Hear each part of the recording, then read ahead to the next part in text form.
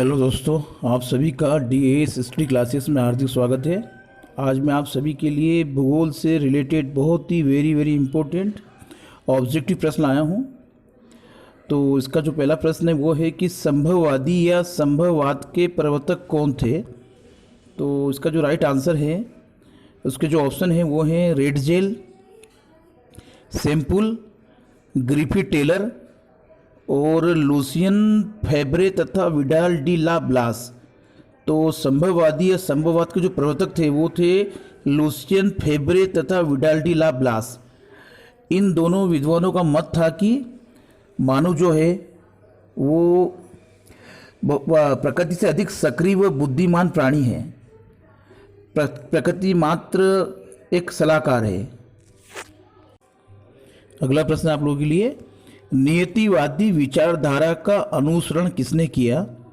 तो इसके जो ऑप्शन है वो Lucien फेब्रे, Paul Widal de la BLAS, Ratzel तथा सैम्पुल, ग्रिफिथ टेलर। तो नीतिवादी विचारधारा का जो अनुसरण किया था वो किया था रेडजेल तथा सैम्पुल ने। और उनके अनुसार मानवीय क्रियाओं पर भौतिक वातावरण का प्रत्यक्ष से परोक्ष रूप से प्रभाव पड़ता है। इस विचारधारा के अनुसार मानव जो है वो प्रकृति का दास है। ग्रिफिथ टेलर ने नव निश्चयवाद की संकल्पना कब प्रस्तुत की थी। तो इसके जो ऑप्शन दिए गए हैं वो है 1920 के दशक में, 1930 के दशक में, 1910 के दशक में और 1940 के दशक में। तो ग्रिफिथ टेलर ने जो नव निश्चयवाद की संकल्पना जो प्रस्तुत की थी वो उन्होंने की थी 1920 के दशक में। और इस संकल्पना को रुको और जाओ निश्चयवाद भी कहा जाता है। रुको और जाओ नव निश्चयवाद की अवधारणा किस विद्वान की है।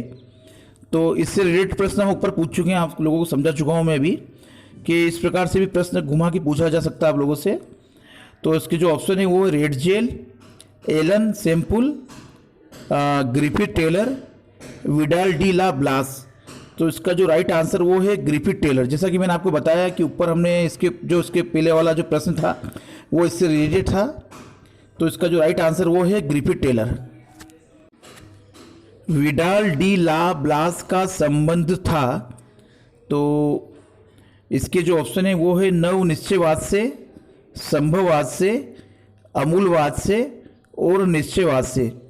तो विडाल डी ला का जो संबंध था वो था संबंधवाद से, जो कि हम ऊपर पढ़ चुके हैं। मैंने आपको बताया कि ये सभी प्रश्न घूम फिर के पूछे जा सकते हैं आप लोगों के लिए। और इस विद्वान का मत था कि मानव जो है वो एक बहुत ही सक्रिय व बुद्धिमान प्राणी है और प्रकृति जो एक मात्र उसके लिए एक सलाहकार है। अगला प्रश्न है आप लोगों के लिए, एलन सी सैम्पुल का संबंध किस विचारधारा से था। तो इसके ऑप्शन हैं व्यवहारवाद से, रुको और जाओ निश्चयवाद से, संभववाद से और निश्चयवाद से। तो एलन सी सैम्पुल का जो संबंध जो था वो निश्चयवाद से था। और इस विचारधारा के जो समर्थक हैं उनके अनुसार मानवीय क्रियाओं पर वातावरण का नियंत्रण होता है और पृथ्वी के प्रकोपों को झेलने के लिए मानव को बाध्य होना पड़ता है। यानी कि प्राकृतिक शक्तियों के सामने मानव जो होता है वो तुच्छ होता है। ये इस विचारधारा के विद्वानों का मत है। अगला प्रश्न है, मानव प्रकृति के तत्वों को चुनने के लिए स्वतंत्र होता है और मनुष्य इसका स्वामी है। प्रकृति की तुलना में मनुष्य को महत्वपूर्ण स्थान दिया गया है। यह किन विद्वानों के अनुसार है। तो इसके जो ऑप्शन है वो है सैम्पल, रेडजेल, ग्रिफिथ टेलर तथा फेब्रे व Paul Widal de la Blache. तो ये जो बात की गई है जिन विद्वानों अनुसार वो है फेब्रे व Paul Widal de la Blache.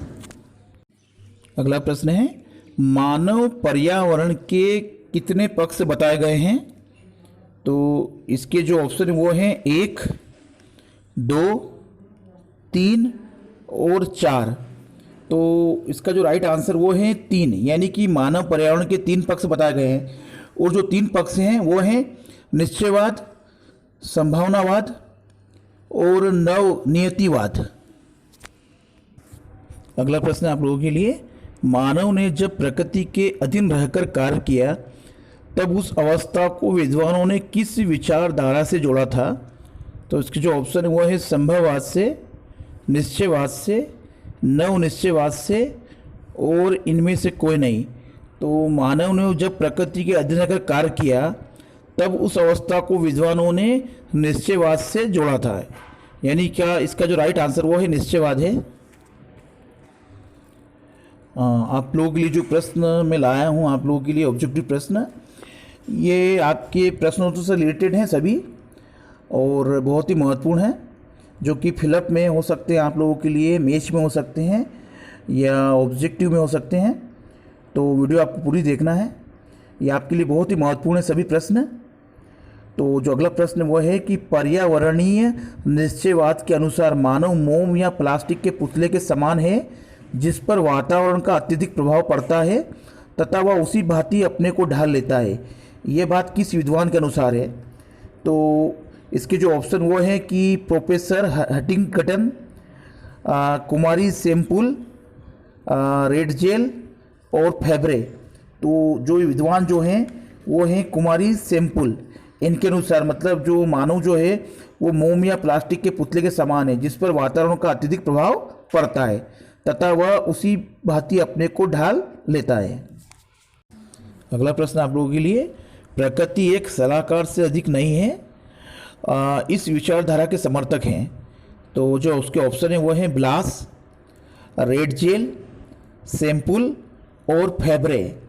तो प्रकृति जो कि एक सलाहकार से अधिक नहीं है, इस विचारधारा के जो समर्थक वो है ब्लास हैं।